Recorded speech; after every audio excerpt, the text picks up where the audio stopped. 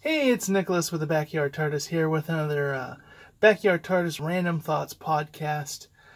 This one, I'm going to focus on three topics. As I mentioned before, I'm going to look at the Dreamcast, which is something that, September 9th, 1999, so $99.99 for $199.99.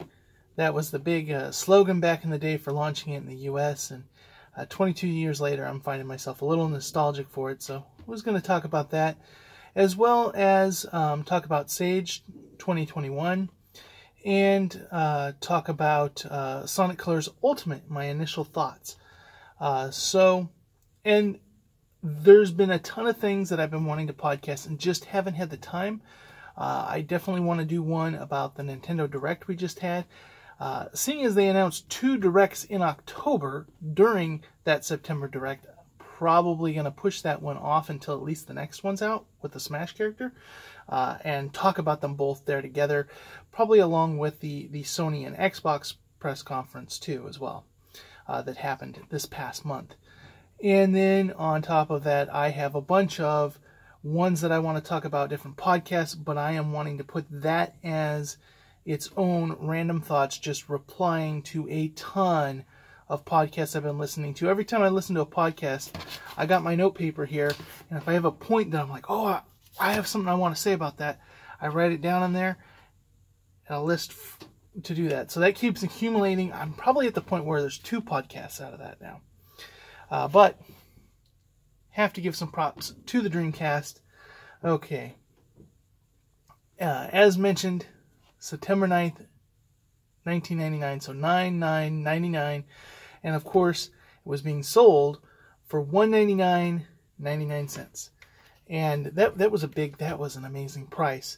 Of course, that's not when it first officially started. November 27th, 98 in Japan, and then so they got it almost completely a year, just shy of a year ahead of us, and then October 14th, 99. In Europe. So Japan got it in 98, and then October got it 1 month after us.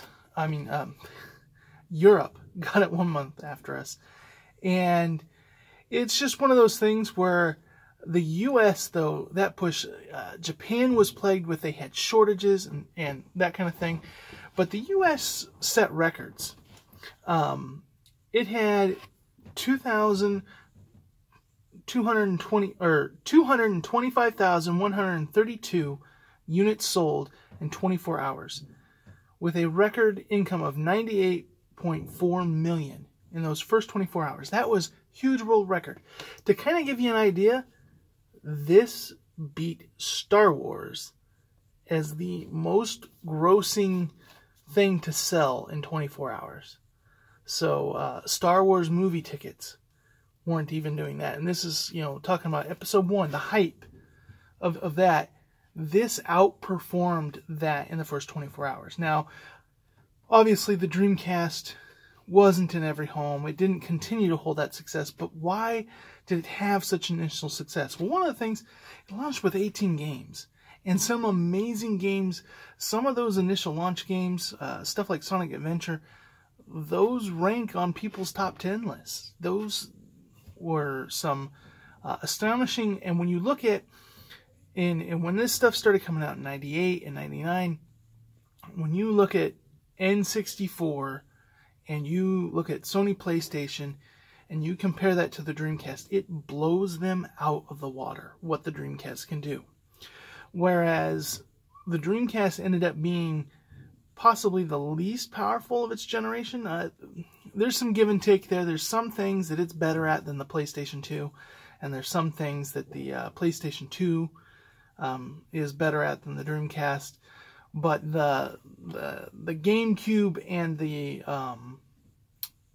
Xbox definitely outperformed the Dreamcast. It's just as far as raw power goes. And so, when you're comparing it to that, but this came out, when it comes to like that Xbox and GameCube, this is 2 years before that in the US, and 3 years in, if you looking at the Japan lease compared to the US. So when we were getting those first glimpses of that, Like, that stuff was way off. This was stuff only possible in arcades and on PC. And the Dreamcast was delivering. And I remember Sonic Adventure, you know, the main bad guy monster of the game was this giant water beast.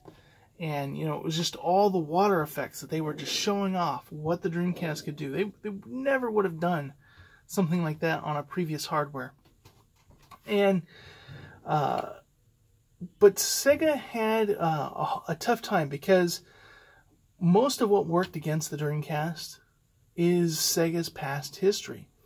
Sega was a company that had a couple of things that caused this history. One, they were keenly aware of their competition. They realized how they had come out with the Genesis and really took a huge chunk of Nintendo's market because Nintendo underestimated them because they were on top.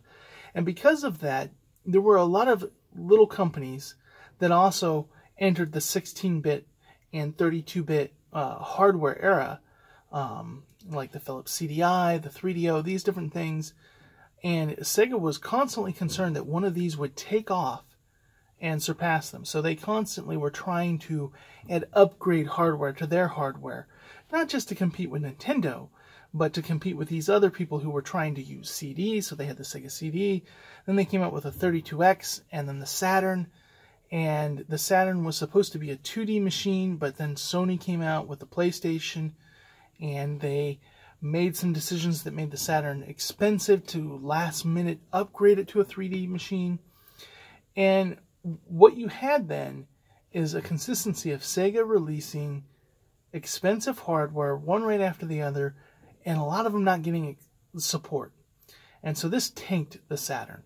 Not only was the Saturn graphically as a 3D machine, which was all the craze at that point in time, compared to the PlayStation and N64, way behind the times, a lot more harder to develop for, and that in North America, it made it not good, but now you had all these other peripheral things that people spent hundreds of dollars on that got hardly no games and were quickly abandoned.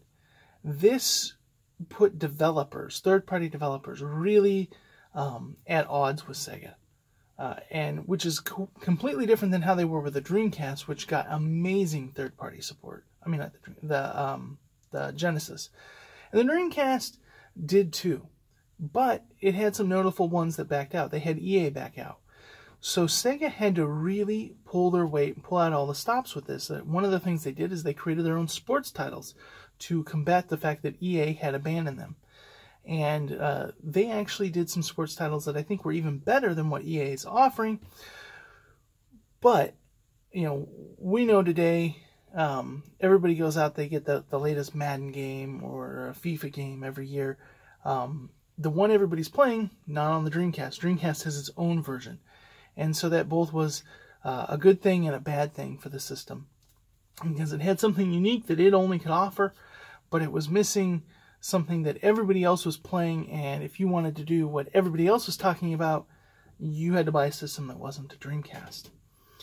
And because of that, the other thing that was happening is Sega of the West, both the American branch and the European branch, and then Sega of the East or Sega of Japan, were a little bit at odds, especially Sega of Japan and Sega America. And they were competing with each other to develop the Dreamcast.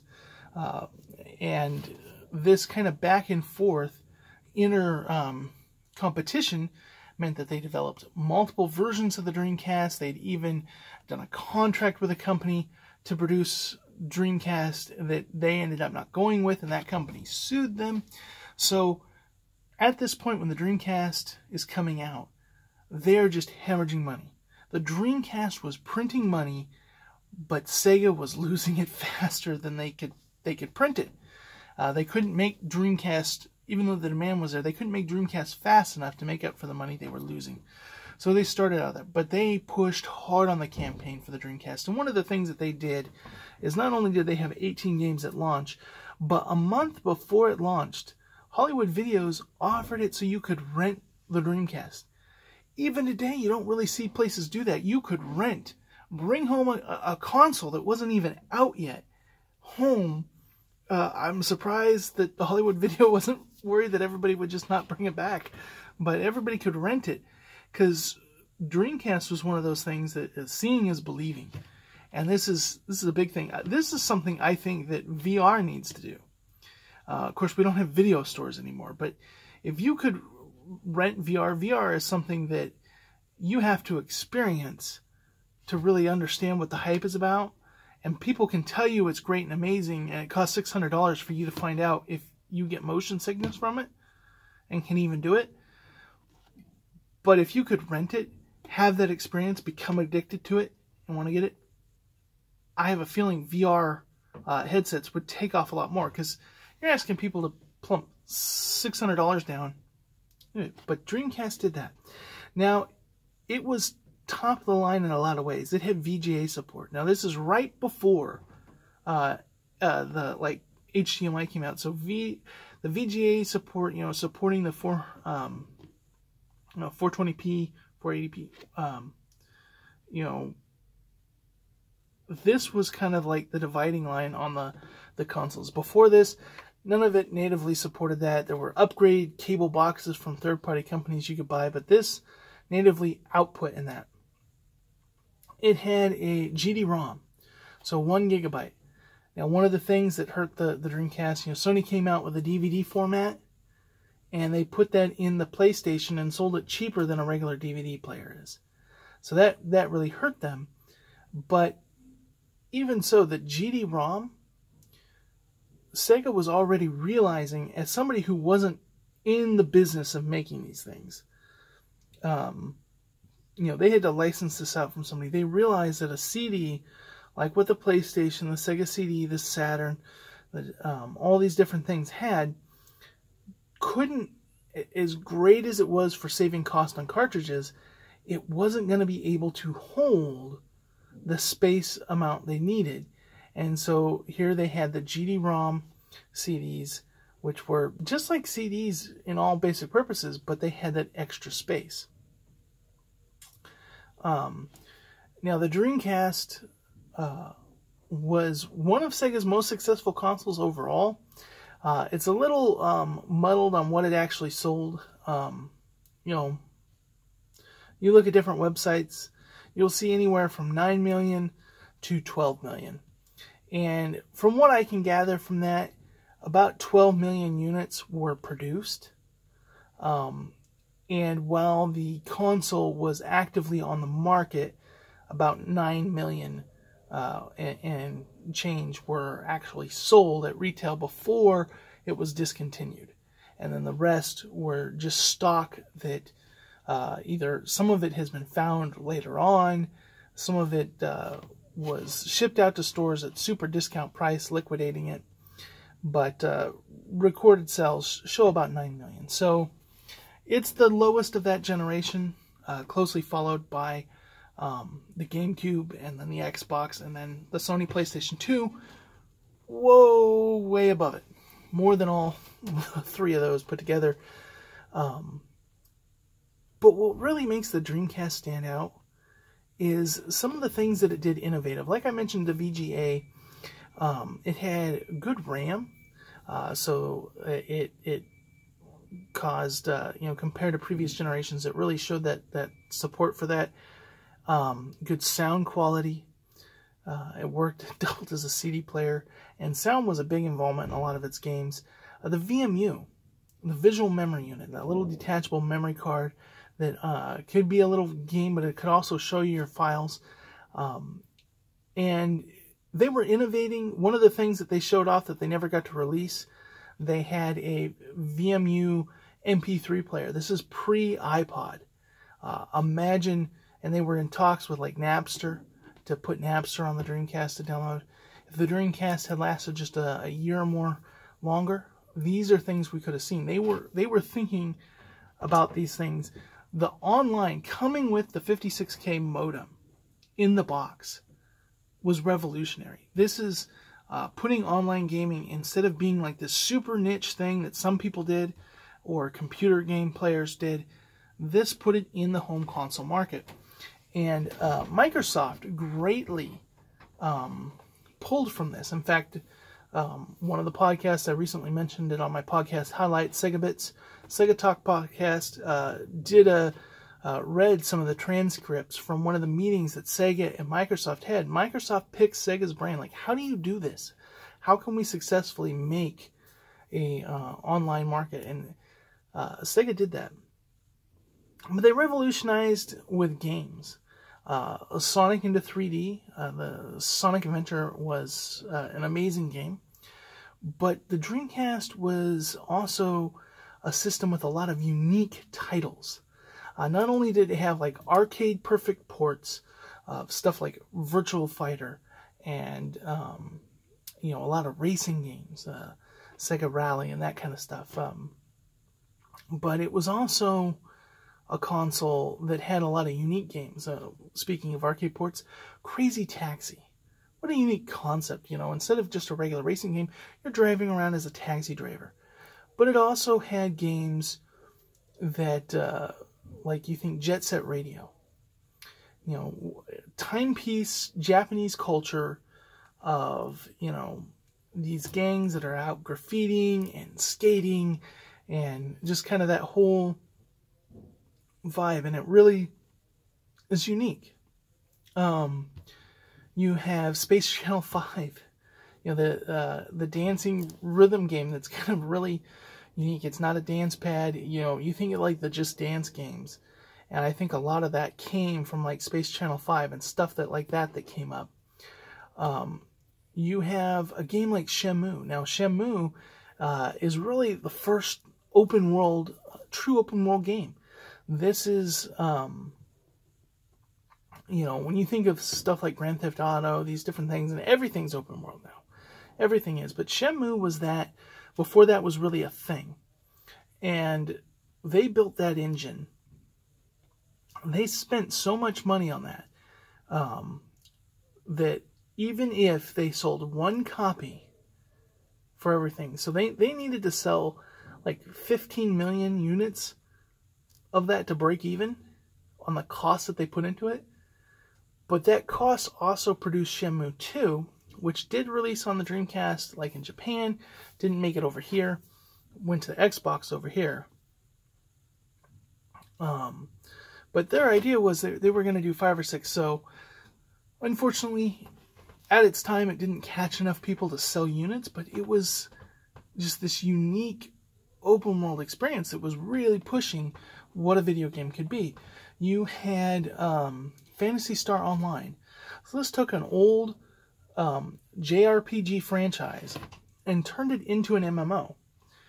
And an MMO on the console. So you think of like EverQuest, World of Warcraft, all that stuff on the computer.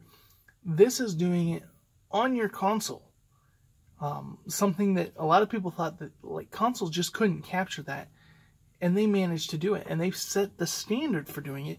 Very few companies have followed suit and successfully done it since. And so that was something that really pushed the Dreamcast. But just lots of quirky games. Simba de Amigo. A game about maracas. Sega Bass Fishing. A fishing game that came with its own fishing reel. Just stuff like that. Seaman. Here you have Leonard Nimoy talking to you as you've got this fish with a human face that you raise as a pet, and you talk to it through a mic. And it actually was very successful compared to something like what Nintendo put out with Hey You Pikachu. This was successful, but a very, very odd game. And that's one of the things about the Dreamcast, is they knew they had to swing for the fences, so they went and did a ton of different things. So ultimately, in my mind, the Dreamcast, for what it did, one of the other things, like, it had tons of ports of PlayStation 1 games, but made them to a state that they actually hold up to today. But if you go back and play them on the PS1, you're like, oh man, the graphics on this are bad. But just the up-resing that they did for the Dreamcast, they still hold up. It's such a great console. So in my mind, it's still one of the best consoles ever made. Hands down, best console ever made. it was too ahead of its time, that it was just right before a lot of this stuff could catch on. Like, most people didn't have fast enough internet to take advantage of the internet, and there were a lot of things that worked against it. But it's because of the love, because of the effort they put it in, that it had the success that it did. There are a lot of consoles that are amazing concepts that never make it to market because they don't have the fan base or they don't have the games. The Dreamcast had all of that. It just had overwhelming odds against it.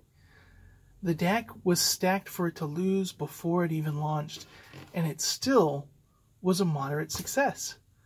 And that to me just shows how wonderful the Dreamcast is. I'll probably talk about the Dreamcast again next year. So anyways, going on, SAGE2021. So for those that don't know, SAGE is a Sonic, kind of a fan game and hacking contest. They do mods of games, fan games, all that kind of stuff. So I'm just going to talk about a few of the games that I noticed that were really cool. First, Big's Big World. Okay, Big is the big joke of Sonic fandom. You know, he's the big, fat, not mentally all there cat that's slow in a Sonic game. And back on the Dreamcast, the idea was he was a character to help people who were having trouble controlling Sonic in 3D kind of learn how to use the 3D axis controls, so a slow character. This is a gigantic open world Pigs game, and the meme part of it, it's so beautiful. That's why it's funny, is because of how beautiful this game is what makes it so funny. Now, the next one I got here, this is something you're going to see a lot of on my list. There were a lot of fighting games this year, and I think there was, I can't think of the name of it right now, but there's one that came out last year that's been getting regular updates throughout the year, that's really, I think, put fighting games back on the scene. But this one, Battle Cross Fever, a 2D side-scroller and 3D environment with Sonic battle effects. So this is like the Sonic battle character models, and they're fighting, but they're going across an actual 2D side-scrolling level. So it's not just them fighting on a static stage. There's movement along. That looked really cool. Another game, Sonic 3D Blast Extreme. This is a janky game, but it was very unique, very interesting. But it is very much low polygonal, like what they could have done on the Saturn. Sonic Battle R was a racing game, another kind of battle racing game. That looked really interesting.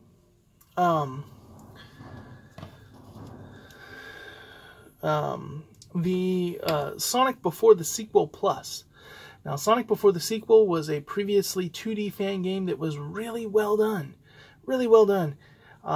And this one added a lot of new stuff. However, the new stuff was not very polished. So it was like new, little bit of extra, this, that, levels, different things. But it was all some new, or not levels, new moves, different things. But they didn't work perfectly. So it's definitely something that I think once we have another year of them polishing on it, that will be an excellent fan game. Sonic the Hedgehog Classic 2. This, for the 2D games, was my standout.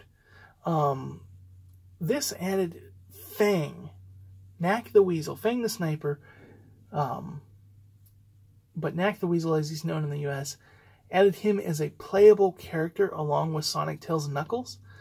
And this had unique level design. It looked good, and it moved good.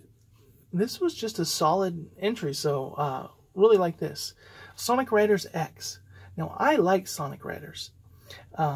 Sonic Riders Zero Gravity, not so much. I realized that in that game they did a lot of the things, they responded to a lot of the complaints, but with the addition of motion controls and some of the new features, they also did some things that, to me, lessened the enjoyment of the game. So while they fixed some of the things of the first game, they added new problems. Well, this is a fan game basically taking levels out of both of them and remastering them, and just great idea, because I wish Sega would do this. Sonic Rush 3D. When it comes to, you know, outside of Big World, that's kind of a mean thing, but new 3D games, Sonic Rush 3D, that was an amazing game to play. It was just one level, you know, it wasn't much, but it was truly showing that 2D handheld classic done into 3D. And a lot of times that's kind of seems very janky. It didn't seem that janky. There were some hang-up spots. There were some things. But this one was a really good one. Sonic Triple Trouble 16-bit. Now this is one that's been in development for a while. We've seen it before. I really like how this one, what they're doing here. They're taking the Sonic 16-bit games, and there are some unique features in some of the 16-bit games. I mean, the 8-bit games on the Game Gear and Master System that really haven't gotten to have the same love, because Sonic doesn't really work that well in 8-bit. But they're upgrading it to 16-bit and really getting to show these games. And this is something that I think Sega should pay attention to, because they're about to come out with this Sonic Origins compilation. I think if they took one of the 8-bit games and upgraded it into a 16-bit game, you know, into like the engine of Sonic the Hedgehog 2 or 3, but did like Sonic Triple Trouble or Sonic Chaos, one of those games, or Sonic Blast, I think fans would go wild about that. More fighting games. Ultimate Sonic Heroes Fighter. This was a custom fighting game, so it wasn't using sprites out of one of the previous Sonic games, and it had cutscenes. The actual fighting game of it, I didn't like it as well as some of the other ones, but it had so much originality and charm that I think if these people are allowed to continue to polish this could be a huge game later on down the ride.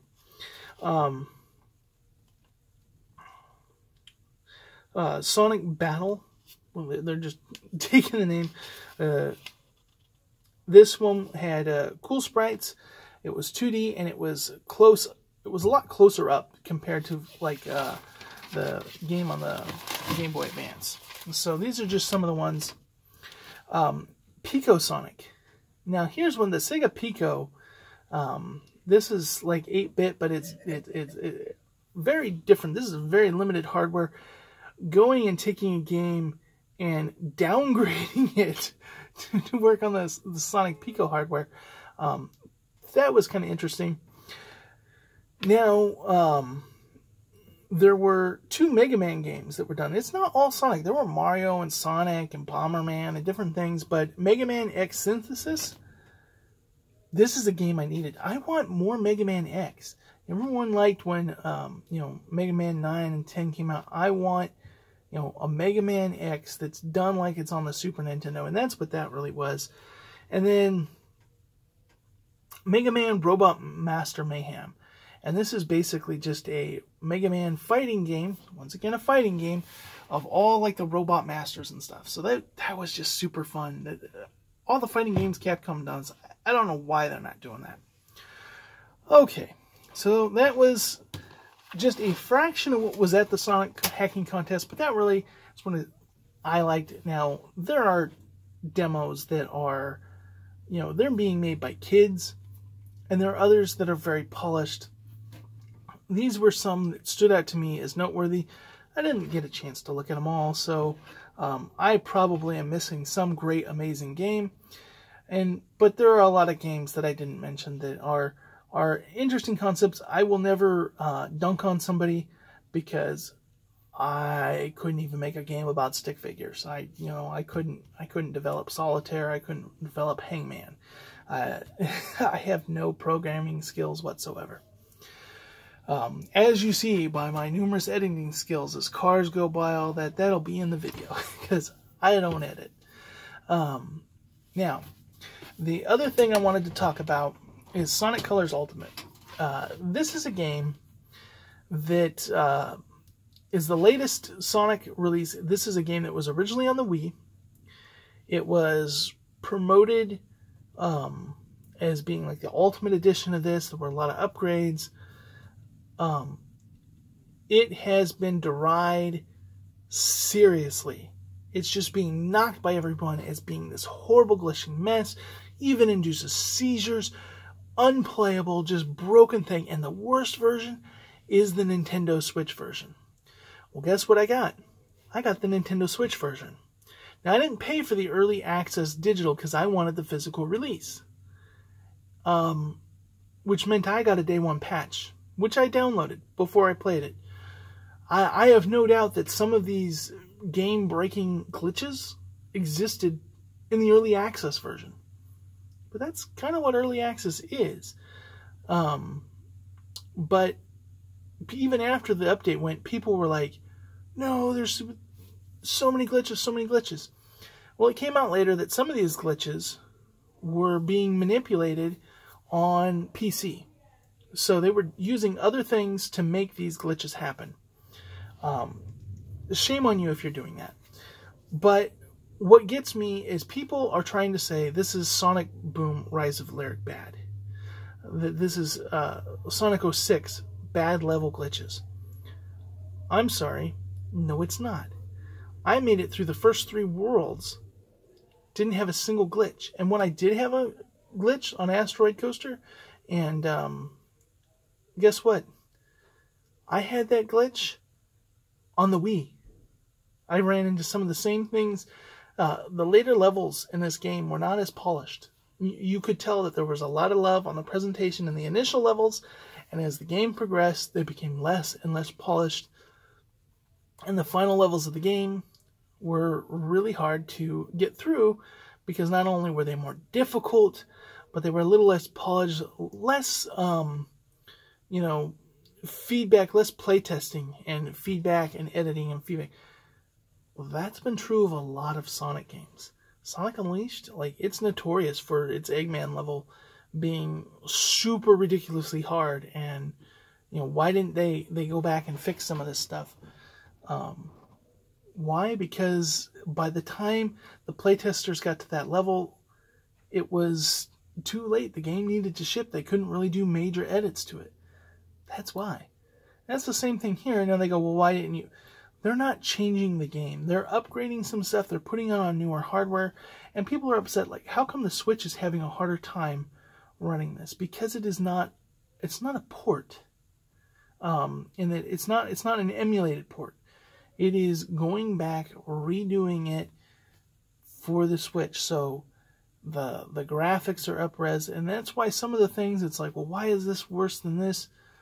If this could happen, because it's changing it, tweaking it. And that's why, it's not just, well, we're taking the base game and we're upgrading it, hitting a button so that it works at whatever the system. They're having to somewhat remake the game in some ways. And that's why the Switch has a little bit less good on the frame rate. It obviously is not as high on the graphics as the PS5 and the Xbox One. Who would expect it to? Yes, it's an older game, but they're making it beautiful. The cutscenes don't look upgraded very well. That actually, what they did to upgrade it, to me, almost makes it worse than the Wii version, just because it kind of makes it look janky. Them just up-resing the videos. But overall, it's a solid game. It's an amazing game. I'm enjoying playing it. And I thought it was funny that the Game Grumps, and a lot of people dunk on the Game Grumps. I like what they do. It's their stick. They make fun of Mario and Zelda just as much as they do Sonic. And everybody knows that those are excellent games. It may be the fun thing to dunk on Sonic, but it's their brand. And they're funny, and Aaron truly loves Sonic as a character. So I enjoy watching it. I know a lot of people get upset or take it personally. Don't take Game Grumps personally. But, they had fans just going, you've got to get on this. and they're playing it, and they're like, where's the glitches? Like, these are people that will, at times, like, their Sonic Adventure, I mean, they played the junkiest port of Sonic Adventure, but, like, their playthrough of that, like, they hit glitches after glitch after glitch that sometimes you have to be trying. Almost like they watched a video of somebody getting a glitch, and they purposely activated it. I don't know if that's the case, but, you know, they had a horrible glitchy time with that. And outside of the Biggs levels, like, that's just, you know, if they had played it on the Dreamcast, they wouldn't have had that problem, like playing bad ports. But this, they're having no problem. This game is not bad.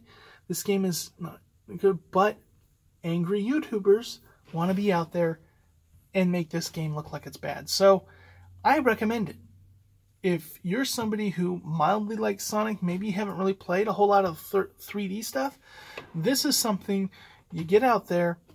It's mostly 2D. It's mostly going to be something, but it's going to introduce you to a lot of the mechanics of the 3D games, and it's going to give you a little sprinkling of the 3D. You're gonna switch between the two, but it's going to be 80% in 2D.